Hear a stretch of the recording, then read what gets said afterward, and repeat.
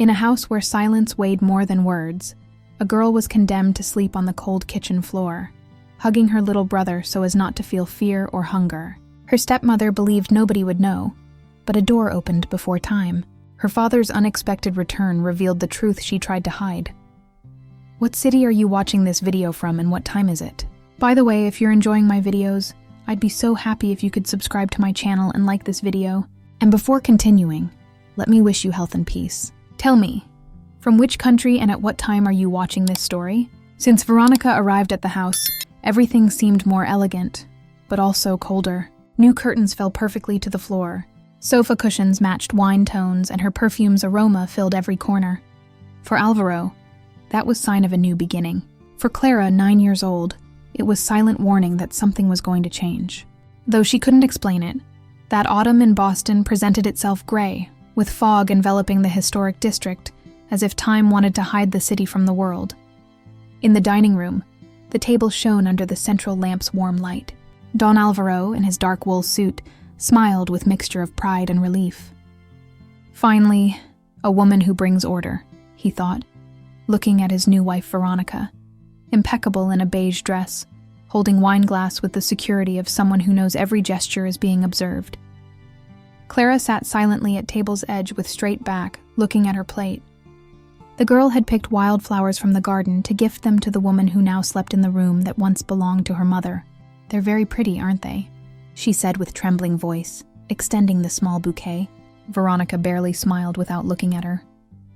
"Thank you, sweetheart," she responded, leaving flowers on the table without even smelling them.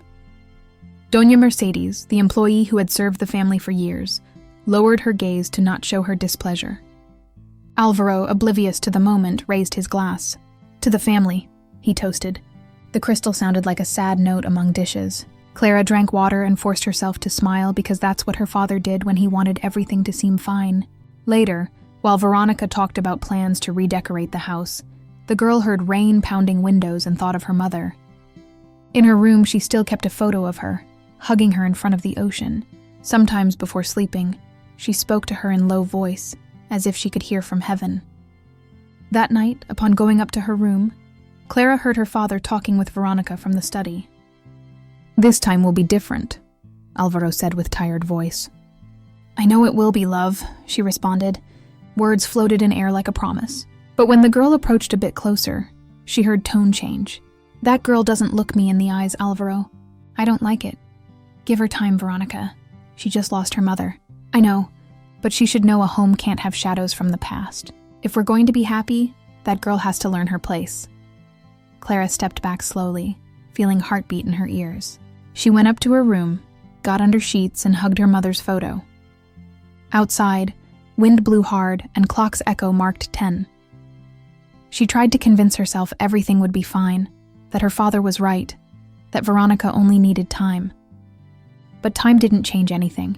On the contrary, following days brought new silence to the house. Breakfast was served without laughter. Steps resonated through empty hallways, and each time Clara passed by Veronica, she felt her cold gaze, as if she didn't exist. Doña Mercedes, seeing her so quiet, caressed her hair and whispered, "Your mother would be proud of you, girl. Keep your heart clean." That phrase became her refuge. At night, Clara curled in her bed, talking to her mother's photo. "Dad says everything will be fine, but she doesn't love me. Mom, promise me Dad won't make another mistake." The newborn's cry broke Dawn's silence, and with it also began distance between two mothers. The house, previously quiet, now filled with smell of warm milk, diapers, and wilted flowers. Outside, winter had covered Boston with light snow layer. From bedroom window, Clara saw white gleam and thought everything looked beautiful until she heard Veronica's voice. Veronica moved through room with firm step, dressed in blue silk robe. Her perfectly pulled back hair contrasted with tiredness of someone who feigns tenderness before others. "Look how precious Diego is," she said, smiling when visitors arrived. Everyone praised baby and congratulated mother. Nobody noticed girl in room's corner with intertwined hands. Clara approached slowly with timid smile. "May I hold him a little?" she asked. Veronica responded without looking at her. "Your hands are cold, sweetheart. I don't want him to catch cold." Don Alvaro, proud, barely lifted gaze from phone. He loved hearing his son was strong, that he had his father's eyes. Sometimes he placed his hand on Clara's shoulder and said, "You'll see. You'll have a little brother who'll love you very much." She nodded without knowing how to respond. That night, while everyone slept, Baby began to cry. Veronica, half asleep, sighed with annoyance and murmured, "Clara, go see what he wants. You have good touch." Girl got up without making noise. She took little Diego in her arms and rocked him. She sang the song her mother used to sing when she was even smaller. "Sleep, my life. The sun awaits you." Her voice was trembling, but Baby calmed little by little. When Veronica opened her eyes and saw Clara sitting next to Crib, she frowned. "What are you doing?" "I told you not to touch him." "He had just woken up, ma'am," the girl murmured. "I'm not your ma'am. I'm your mother now, and I forbid you to wake him again." Words remained floating in room's cold air. Clara lowered her head with eyes full of tears. She withdrew slowly, closing door carefully, and returned to her room. There, her mother's portrait awaited her, resting on nightstand. Days passed between television sound and Baby's crying. Veronica showed herself radiant before neighbors while delegating all domestic work to Girl. "Bring me bottle. Dry child's clothes. Don't make noise." Doña Mercedes observed in silence, cleaning table. One afternoon, when Veronica left for beauty salon, woman approached Clara. "Your mother used to sing that same lullaby when you were born," she told her tenderly. "Don't lose that voice, girl. Someday someone will hear it." That night, Baby cried again. Clara ran to his side and took him in arms before Veronica woke. But destiny was cruel. Woman appeared in doorway. Scene was pure innocence, but her eyes only saw disobedience. "I told you not to touch him. What do you intend? Steal my son?" "I just wanted to help," Clara responded, trembling. "Enough already. Go back to your room." Girl left Baby in crib, and while moving away, heard sharp thud. Veronica had closed door forcefully. In her chest, something broke in silence. Next morning, Alvaro prepared coffee when Veronica came down with Diego in arms. "I didn't sleep at all," she complained. "The girl doesn't stop making noise at night." He sighed. "I'll talk to her," but he never did. Routine continued the same, and each day Clara felt a bit more invisible. One night, passing through hallway, Girl saw bathroom mirror light on. She peeked and remained motionless. Veronica was putting on makeup with Baby alone in crib. Clara ran to take him before he fell. Little one calmed as soon as he felt warmth of her chest. Then she understood something. If nobody cared for him, she would. From hallway, Doña Mercedes observed her with contained tears. She knew that girl was learning too soon what it meant to be strong. "From today you'll sleep down here," Veronica said, dropping an old blanket on the marble floor. Her voice sounded as sharp as wind entering through window. Clara didn't respond. She looked at blanket, then at kitchen's shiny floor, and thought at least there she wouldn't have to hear screams from upstairs. Winter had covered Boston with white frost. The house, large and silent, seemed to breathe with difficulty. From pantry came smell of old bread, and from clock hanging over door hung slow minutes, as if they too felt weight of that sadness. Veronica adjusted her robe's belt, and without looking at her ordered, "Here you don't bother, and I don't want to see you go up without permission." Clara nodded slowly. She carried in arms little Diego wrapped in blue blanket. His breathing was soft, almost a whisper. She placed him on pillow next to extinguished stove and caressed his hair tenderly. "Don't cry, my life. I'm with you," she murmured. Wind sound sneaking through cracks made bulb tremble. Girl lay on floor, hugging Baby to give him warmth. In her chest, little one's heart beat against hers, as if both sought same hope. Upstairs, Veronica turned off hallway lights and went up to her room. Before closing door, she looked one last time downward. This way she'll learn, she thought satisfied, not realizing that same night something began to break inside house. Hours later, silence was so dense floor's wood creaking could be heard. Doña Mercedes got up from her service room with small flashlight. She approached kitchen, and upon seeing girl sleeping on floor with Baby in arms, felt knot in throat. She knelt, placed thicker blanket over them, and left glass of warm milk next to door. Then she crossed herself and murmured, "God bless you, little one." Living room security camera captured scene. Blue light flash blinked on ceiling's edge. Nobody noticed it, not even Clara, who dreamed of her mother at beach under sun that warmed everything. At dawn, cold was unbearable. Clara woke with numb fingers, but baby smiled in dreams. "We did it, Diego," she whispered. She stood slowly to prepare some milk in kitchen. She lit burner. Fire returned some life to atmosphere. On table, milk glass Doña Mercedes had left remained warm. Suddenly, footsteps noise broke silence. "I just wanted to warm baby's milk." "I already told you not to go up or touch anything without my ordering it." "But he was cold." "Then learn to endure it." Clara lowered gaze and turned off fire. Veronica turned around and went upstairs without looking back. Girl waited to hear bedroom door close to turn burner on again. She put nipple on bottle and smiled. "There, Diego, don't cry." Outside, wind blew with more force. Church bells announced 7 in morning. At that moment, security camera blinked again and sent silent alert to Don Alvaro's phone, who was at Barcelona airport waiting for his return flight. Meanwhile, in cold kitchen, Clara rocked baby and sang with trembling voice, "Sleep, my life, the sun awaits you." Bulb swung once more, as if wanting to keep that small spark of love lit in midst of darkness. At airport, Don Alvaro frowned upon seeing message on screen. Movement detected in kitchen. Storm had forced several flights diversion that night, among them Don Alvaro Herrera's, who was returning from Barcelona earlier than expected.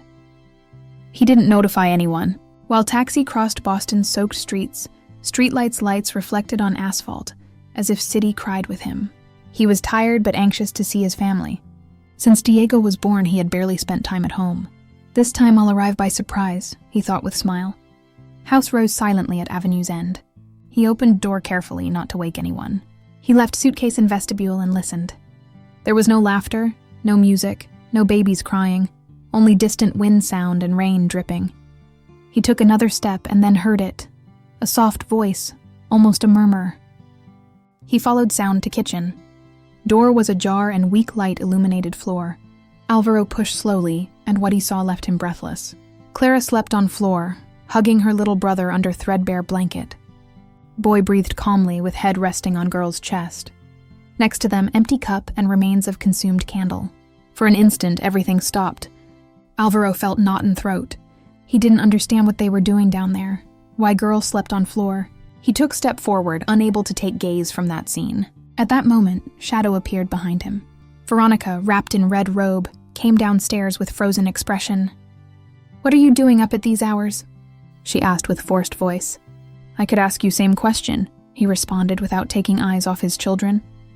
"Ah, that." Clara insisted on staying with baby. "I told her no, but you know how she is. She didn't obey me. I left her downstairs so she'd learn." "Learn," Alvaro repeated without recognizing his own voice. Silence filled room. Veronica tried to smile, but her face tensed. "It's not what it seems." Alvaro looked at her with mixture of incredulity and contained rage. He approached Clara, knelt and caressed her hair. Girl moved barely without waking completely.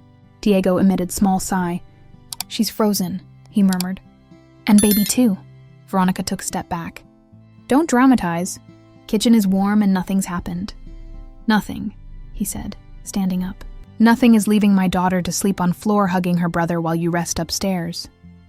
Woman opened mouth, but no word came out.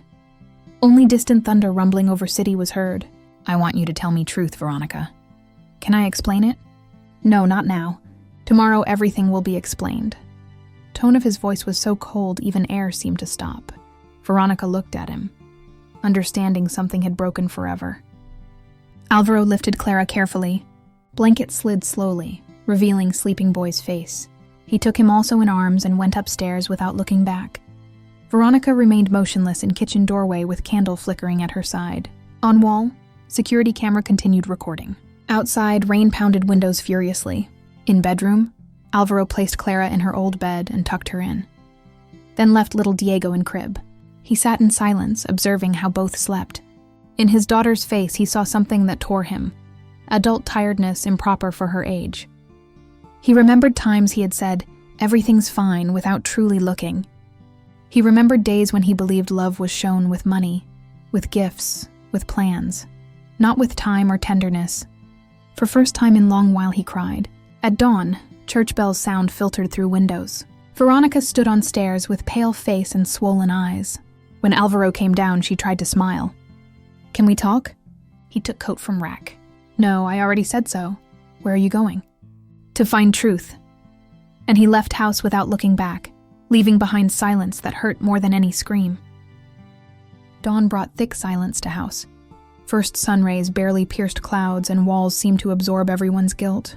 In kitchen, freshly brewed coffee smell mixed with damp woods.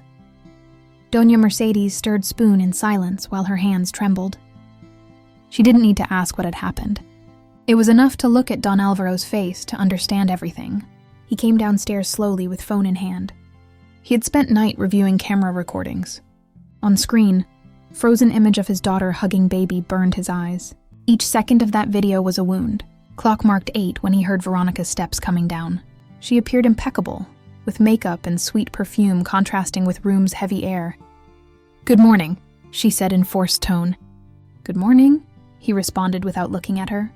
Veronica tried to maintain composure, sitting before him. "Look, last night was a misunderstanding. Clara is a good girl, but she needs limits. You can't allow her to do what she wants or interfere between us." Alvaro raised gaze calmly, but his look was hard. "Limits for a 9-year-old girl? I saw her sleep on floor, Veronica. On the floor." She pressed lips. "You're exaggerating. It wasn't that bad." He turned on phone screen and put video before her. Images spoke for themselves. Clara covering baby with her body. Doña Mercedes leaving blanket and crossing herself before leaving. Veronica lowered gaze, unable to hold it. "Will you also deny this?" he asked with broken voice. "I just wanted to teach her discipline. That girl looks at me with contempt and you do nothing." "Contempt?" "It's fear you see in her eyes, Veronica." For a moment, silence was so profound only clock's tick-tock was heard. Outside, gray sky began to open, letting in cold light falling on table. Veronica brought hand to chest seeking air. "Don't judge me like this, Alvaro. You don't know what it's like to raise alone, what it's like to be looked at as if you were never enough." He breathed deeply. "You're right about something. I don't know what it's like to raise alone, but I do know what it's like to fail as father." Veronica looked at him confused. "What are you going to do?" "What I should have done from beginning. Protect my children." Doña Mercedes approached slowly, drying hands on apron. "Don Alvaro," she murmured. "Girl is in garden with little one. She's singing to him." He nodded and stood. Veronica followed him with gaze. "You can't throw me out just like that. This house needs silence to heal, and you're no longer part of it." For first time, Veronica didn't respond. She remained still, as if suddenly understanding everything was over. She went upstairs, packed a couple things in her bag, and stopped before hallway mirror. Her reflection returned image she didn't recognize. The secure, elegant, calculating woman was no longer there. In her place was someone tired and empty. She came down with slow step. Alvaro was in garden observing his children. Clara laughed, throwing bubbles in air, and Diego extended arms trying to catch them. That scene, so simple and pure, hurt and healed at same time. Veronica stopped at door. "Alvaro, someday you'll understand." He didn't answer, only looked at her as she crossed threshold and disappeared under winter's gray light. Doña Mercedes came out behind him with shining eyes. "God squeezes but doesn't strangle, sir. There's still time to do things right." Alvaro breathed deep. "I hope so, Mercedes. I hope so." He turned gaze toward Clara. Girl turned and ran to hug him without saying word. He held her against his chest, letting silence speak for both.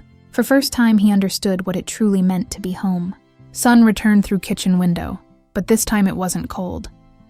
Walls, which for months had kept silences, now filled with smell of hot chocolate and toasted bread.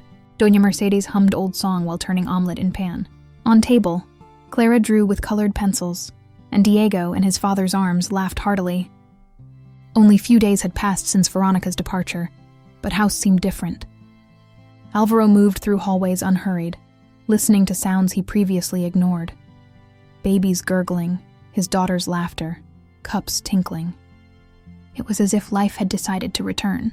In living room, over fireplace, he had placed 2 photos, one of his late wife, and another taken previous afternoon with Clara, Diego, and himself in garden. Now yes, they're together, he thought, and felt peace he didn't remember from years ago. He approached table and observed Clara concentrated on her drawing. "What are you painting, sweetheart?" "The three of us," she responded without raising head. "And who's the lady in back?" "Grandma Mercedes," she said, smiling. Woman let out brief laugh. "Mischievous girl. If your mother could see me." Clara ran to hug her. "She'd be happy you're still here." Alvaro observed them in silence. There was something in that scene that restored his faith. He remembered nights when he believed loneliness was fair price for his success. Days when he confused providing with loving. All that now vanished before his daughter's laughter. After breakfast, they went out to yard. Air was fresh and church bells sounded in distance. Clara brought bowl with water to water wilted flowers. Alvaro followed her, taking Diego in arms. "Teach me how your mother did it," he asked. Clara looked at him surprised and then smiled. "First you talk to them, Dad." She said flowers grow better if someone tells them beautiful things. "Then we have much to tell them," he said. The three remained under sun in silence, listening to birds singing. Doña Mercedes watched them from window with moist eyes. "That's how home sounds," she murmured. Later, Alvaro took Clara to town square. They had hot chocolate and donuts at Usual Cafe, same one where he used to go with his wife years ago. "Do you remember this place?" he asked. "Not much," she responded, looking at walls full of old photos. "We came on Sundays. Your mother always ordered same thing. I, on other hand, didn't know how to listen to you." Clara placed her hand on his. "You're here now, Dad. That's enough." Back home, sun gilded Boston's historic district. Alvaro walked slowly with sleeping baby in arms and girl holding his hand. No need to say more. Everything lost was finding its place again. That night, before sleeping, Clara took her mother's photo and placed it on nightstand next to her father's. "Look, Mom, I'm not afraid anymore," she whispered. Alvaro from door heard her and felt eyes moisten. He approached, knelt beside her and caressed her hair. "Forgive me, daughter. I wasn't there when you needed me most." Clara hugged him tightly. "You're here now, Dad, that's enough." Lights went out. In kitchen, clock marked midnight. Through window, warm breeze moved curtains. In portrait on table, Mother's smile seemed more alive than ever. And so, in that house that was once cold, hope was reborn. They slept together to survive, but since then they no longer needed to do so to feel safe. Sometimes houses don't change on outside, but by warmth that returns to inhabit inside. In that kitchen where silence and cold once reigned, today sounds girls' laughter and babies' joyful crying. Fire that one day went out between walls of pride and distance lit again with something as simple as hug. And perhaps that's what we'll remember most from this story, that even longest nights end when someone decides to return home. If this story has touched your heart, leave number 1 in comments. And if you believe there's something we could improve or would like to share your opinion, write number 0. Because stories, like families, grow with voice of those who listen to them. This story's lesson is simple but profound. True love can't be bought or imposed. It's built with presence, with tenderness, and with forgiveness. We all can make mistakes, but we all also have power to repair what we once broke. Because in end, time doesn't heal alone. Affection does, courage to ask forgiveness, and will to start again. Like lamplit by window, small gesture can illuminate our life's darkest paths. Sometimes gaze, word, or silence is enough to remind us we're still capable of loving and being loved. So perhaps today is a good moment to think about people we have close, about hugs we left for later, about words we can still say. And if this story made you feel something good, share it with someone who needs to believe again in goodness. Because when story heals one heart, it's actually healing many more.